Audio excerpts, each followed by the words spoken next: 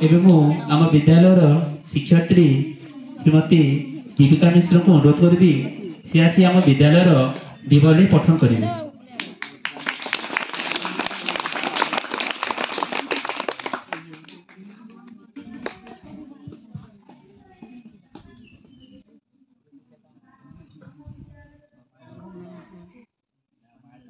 ओम नीलाचल निवासाय नित्याय परमात्मने बलभद्र सुभद्राभ्यां जगन्नाथ ते नमः। ओम वक्रतुंड महाकाय सूर्यकोटि समप्रभ निर्विघ्नं कुरु मे देव सर्वकार्येषु सर्वदा। आजिर यही भव्य शांत कोमल प्रकृतिर माधुर्यमय रूप से रंजित नील आकाश तले उपवेशन करिथिबा मंचासीन अतिथि महोदय महोदया, विद्यालय समस्त शिक्षक शिक्षयित्री, अभिभावक अभिभाविका एवं विद्यालय परिचालना कमिटी सदस्य सदस्य एवं स्नेहर छात्र छात्री मानकु सरकारी उच्च प्राथमिक विद्यालय वार्षिक उत्सव कार्यक्रम को अनेक अनेक शुभेच्छा और शुभकामना। यही अंचल अधिष्ठात्री देवी माँ समलेश्वरी एवं जगतर ठाकुर श्री जगन्नाथंकर पदारविंदरे अजस्र भक्तिपूत प्रणाम जनाई आज वार्षिक उत्सव विद्यालय वार्षिक विवरणी पठन करने को जाऊँगी। मु उक्त विद्यालय सहशिक्षयित्री दीपिका मिश्र।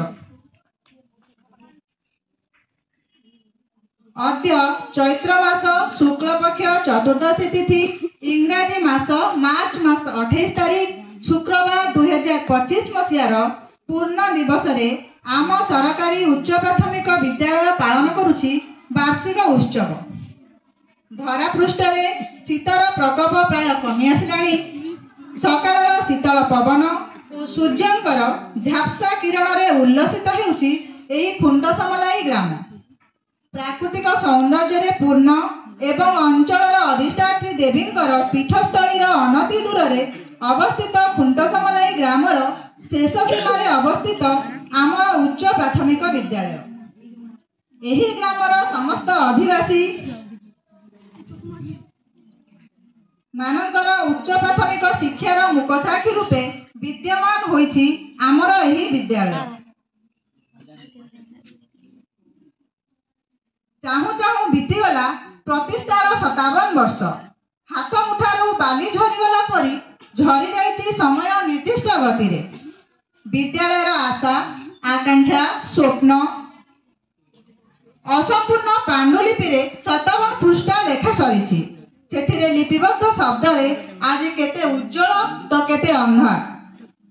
57 वर्ष पूर्वे 1968 मसीह रे आम अंचल अधिष्ठात्री देवी माँ समलेई एवं माँ विद्यादायिनी सरस्वती अपार करुणा और ग्रामवासी आप्राण उद्यम बल विद्यालय पूर्वक वृक्षटी लगा जाइथिला। किए जानिथिला एही वृक्षटी दिने एक महाद्रुम रे परिणत होई खुंटसमलाई ग्राम को देखाइबो नूतन आशार आलोक, जहार नाम रखा जाए खुंटसमलाई समलेश्वरी मध्य इंग्राजी विद्यालय। तेबे एठारे कहि रखिबाकू चाहे जे विद्यालयटे कहिदेले तो हेबो नाही।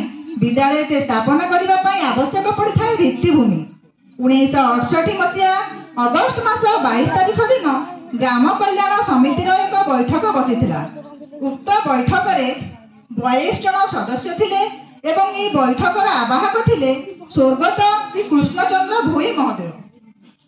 एही ग्राम कल्याण बैठक रे जो सदस्य माने थिले सेमाने हेउछंती श्रीयुक्त दयानिधि मिश्र, श्री कृष्णचंद्र भोई, श्री ठाकुर भोई, श्री कान्हू राउत, श्री मीनकेतन मेहर, श्री ईश्वर मेहर, श्री धर्म सिंह मेहर, श्री ईश्वर बाग, श्री चक्रधर मेहर, श्री आदिकंद साहू, श्री धनुषा, श्री विष्णुनाथ मेहर, श्री अर्जुन मेहर, श्री सदानंद मेहर, श्री चंद्रशेखर भोई, श्री गौरांग साहू, श्री हट मेहर, बालमुकुंद मेहर, श्री सुरेंद्र मेहर, श्री छाल पटेल, श्री मदन शाह, श्री बिहारी भोई, श्री वसुधर भोई, श्री राधामोहन भोई, श्री हरि शाह, श्री बेड़ा पसायत, श्री ईश्वर बाग, ଶ୍ରୀ ରତ୍ନାକର ସାହୁ, ମାୟାଧର ଭୋଇ, ମେନି ସାହୁ, ଖସୁଆ ଭୁଏ, ମେନା ମେହେର, ଚକ୍ରଧର ଭୋଇ, ସଦା ଭୋଇ, ବରଗଡ଼ିଆ ବେହେରା, ଶ୍ରୀ କୁମର ଭୋଇ, ଶ୍ରୀ ଲାଲୁ ମାଝୀ,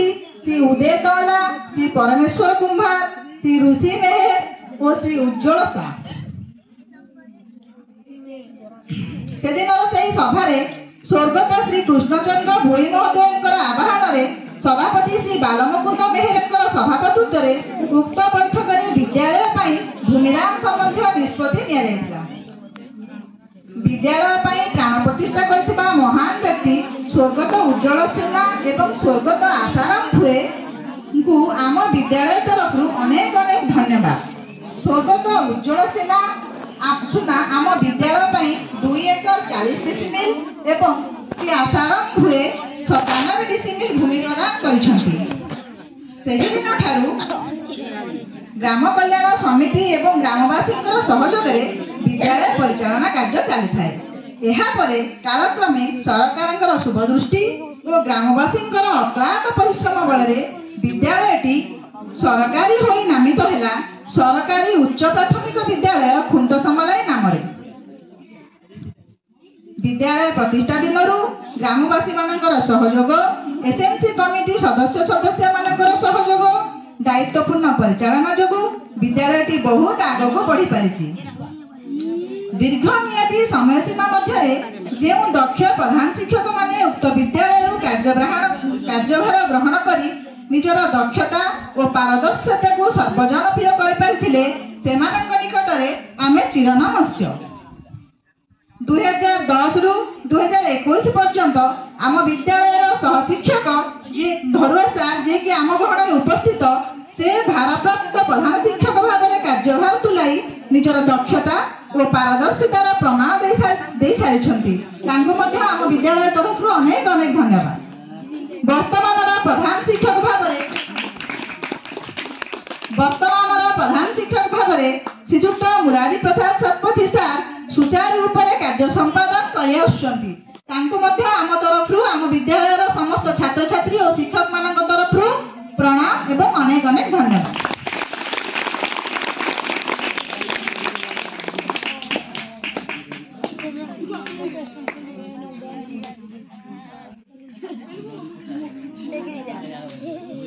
ବିଦ୍ୟାଳୟ ପ୍ରତିଷ୍ଠା ପରଠାରୁ ଆମ ବିଦ୍ୟାଳୟରେ ଯଥା ଷଷ୍ଠ ଓ ସପ୍ତମ ଶ୍ରେଣୀ ନିମନ୍ତେ ଶିକ୍ଷାଦାନର ବ୍ୟବସ୍ଥା ଥିଲା।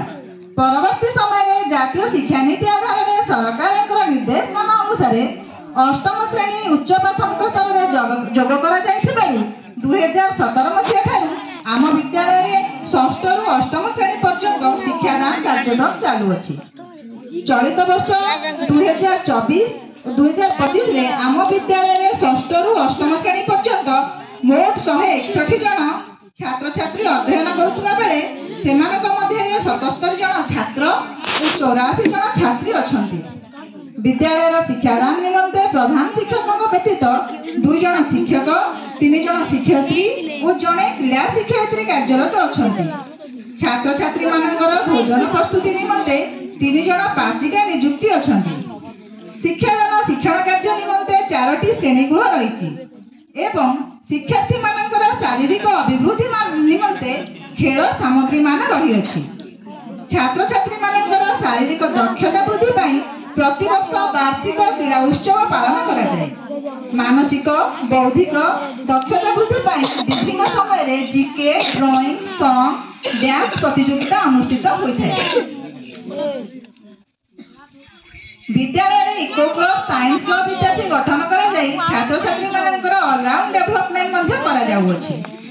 ଆମ ବିଦ୍ୟାଳୟର ସିଆରସିସି ଶ୍ରୀଯୁକ୍ତ ମିନକେତନ ମେହେର ସାର୍ଙ୍କର ପ୍ରେରଣାରେ ପୂର୍ଣ୍ଣ ଉପସ୍ଥାନ, ଉତ୍ତମ ମାନର ପୁଷ୍ଟିକର ମଧ୍ୟାହ୍ନ ଭୋଜନ, ପୋଷାକ ବଣ୍ଟନ, ଶିକ୍ଷାରେ ଉନ୍ନତି ଆଦି କାର୍ଯ୍ୟକ୍ରମକୁ ତ୍ୱରାନ୍ୱିତ କରାଯାଉଛି।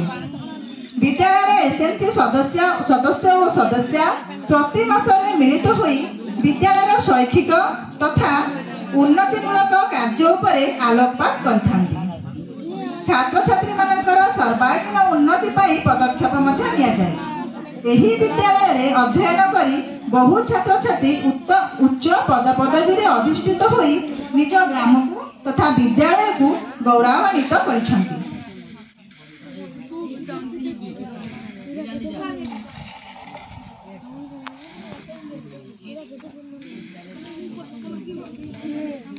आम विद्यालय छात्र छात्री माने प्रत्येक वर्ष NMS exam, Navodaya exam, Odisha Adarsha Vidyalaya आदि परीक्षा रे कृतकार्य होइथांती। एहा सह विभिन्न शैक्षिक सांस्कृतिक कार्यक्रम यथा क्लस्टर ब्लॉक स्तरीय सुरभि कार्यक्रम रे भाग नै कृतकार्य होइछंती। कहि रखिबाकू चाहे जे ए वर्षर एनएमएस एग्जाम रे कृतकार्य होइथिबा अष्टम श्रेणी रो छात्री होउछंती कृष्णा भोई। तांको पाई समस्त टिके करताई दियंतु। आम विद्यालय तार प्रत्येक क्षेत्र यथा शैक्षिक, बौद्धिक, शारीरिक, आध्यात्मिक, मानसिक जीवन कौशल दक्षता विकास क्षेत्र में यथेष्ट अग्रगति करी तार साधना रे व्यस्त। आम विद्यालय छात्र छात्री माने इंस्पायर अवार्ड पाई मध्य मनोनीत होइछंती। आम विद्यालय छात्री ज्योतिर्मयी शाह इंस्पायर अवार्ड पाई मनोनीत होइछंती। तांको पाई समस्त करताली करबाको अनुरोध। आम विद्यालय छात्री कमला नाग जे कि जू एम्बेसडर पाई मनोनीत होइछंती। तांको पाई मध्य समस्त करताली देई तांको उत्साहित करंती। आम विद्यालय छात्री मानक संख्या अधिक एवं 12 रु 14 वर्ष मध्य होइथिबारु सेमानक शारीरिक सुविधा असुविधा को विशेष दृष्टि दिया जाए। सरकार मध्य विद्यालय बालिका मानकर सुरक्षा पाई बेस यत्नवान। विद्यालय अनेक घात प्रतिघात अभाव असुविधा सत्वे तार कार्य व्यस्त।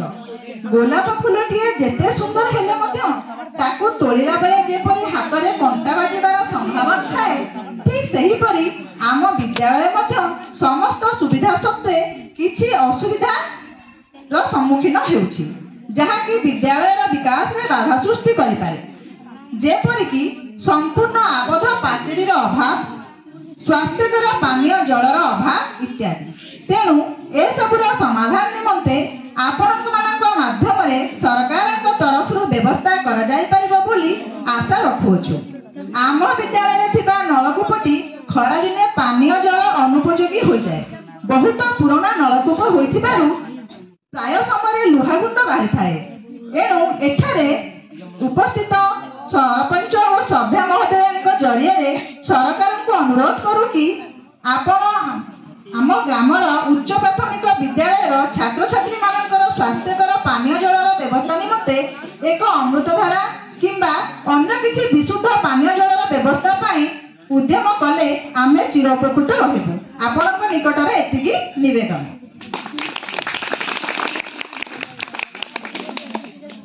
अनुष्ठान को निरंतर लंबी रही समस्त सहयोग हाथ सृष्टि हेउ आवेग भरा उत्साह भरी जाऊ आंतरिकतार अभिव्यक्ति और संचरित हेउ दृढ़ इच्छा शक्तिर स्पंदन।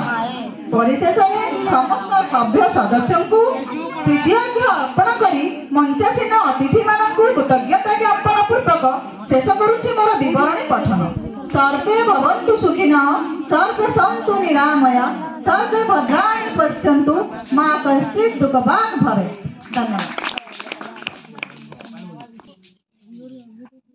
बहुत धन्यवाद। अति सुंदर भाव आपण सविशेष आम विद्यालय विवरणी पठन करिले।